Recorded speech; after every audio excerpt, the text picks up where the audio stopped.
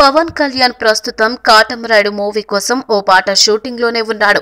ఈ నెల చివరి వారంలో ఈ చిత్రం రిలీజ్ కానుండగా పవన్ ఈ మూవీ రిలీజ్ వెంటనే త్రివిక్రమ్ దర్శకత్వంలో సినిమా ప్రారంభించనున్నాడు.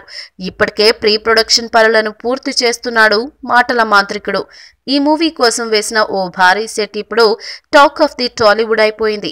ఏకంగా 5 కోట్ల రూపాయలతో సెట్టింగ్ వేసేశారు. రామోజీ ఫిలిం సిటీలో నిర్మాణం జరుపుకుంటున్న ఈ సెట్ ఓ మార్షన్ కు సంబంధించినది. టాలీవుడ్ లోనే భారీ ఖర్చుతో నిర్మాణం జరుపుకుంటున్న సెట్స్ లో ఇది కూడా ఒకటిగా నిలవనుంది. సినిమాలో ఈ సెట్ కు చాలా కీలకమైన భాగం ఉంటుందట.